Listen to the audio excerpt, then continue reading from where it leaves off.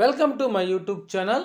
AP ఉద్యోగుల pending బిల్లులు చెల్లింపుల స్టేటస్ మార్చి 22 ఉదయం 8 గంటల సమయంలో చూస్తున్న అరియర్ బిల్లుల సమాచారం. ఆ వివరాల గురించి ఒకసారి మనం ఈ వీడియోలో తెలుసుకుందాం. ఇక వివరాల్లోకి వెళ్ళినట్లయితే ఏపీ ఉద్యోగుల పెండింగ్ బిల్లులు చెల్లింపుల తాజా సమాచారం మార్చి 22 ఉదయం 8 గంటల సమయానికి చూస్తున్నాం.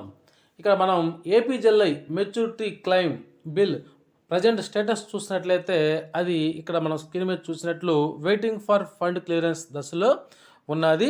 అదేవిధంగా ఇక్కడ ఏపీజెల్ఐకి సంబంధించి మరొక సమాచారాన్ని అయితే ఇక్కడ చూస్తున్నాం. గతంలో పెంచినటువంటి ప్రీమియం ప్రాప్తికి ఏపీజెల్ఐ వారి నుంచి నేరుగా రిలీజ్ కాబడిన బాండ్లలో నామినీని ఇన్సర్ట్ చేసుకునేందుకు గతంలో ఇబ్బంది ఉండేది.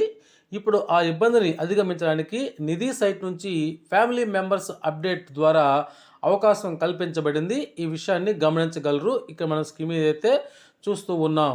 Approve family members and dependent details అని ఈ కొత్త ఆప్షన్ అయితే ఇవ్వడం జరిగింది.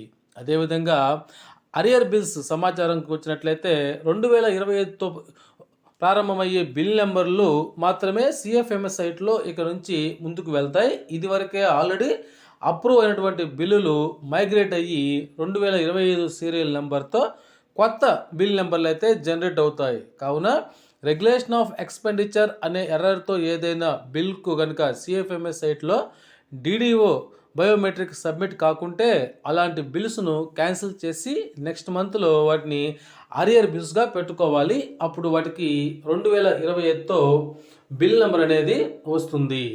ఇక మార్చి నెల జీతాల సమాచారానికి వచ్చినట్లయితే మార్చి నెల జీతాల బిల్లు అయితే ఓపెన్ అవుతున్నాయి. అయితే ఈ నెల శాలరీ బిల్ చేయటం గాను తప్పనిసరిగా ఎర్న్ లీవ్స్ వివరాలను అప్డేట్ చేయాలి. గతంలో అయితే మినహాయింపుని ఇచ్చారు, ఈ నెల తప్పనిసరి చేశారు. కావున గతంలో చాలామంది ఉద్యోగులు అయితే ఈ వివరాలను అప్డేట్ చేశారు. ఇంకా ఎవరైనా కనుక అప్డేట్ చేయకుండా ఉన్నట్లయితే ఆ ఎర్న్ లీవ్స్ వివరాలను త్వరగా అప్డేట్ చేసుకోండి. ఇక గమనికను చూసినట్లయితే మార్చి నెల శాలరీ బిల్స్ నందు తప్పనిసరిగా ప్రతి ఉద్యోగి జీతం నుంచి ఈడబ్ల్యూఎఫ్ ఫండ్ 20 రూపీస్ను డిడక్ట్ చేయాల్సి ఉంటుంది.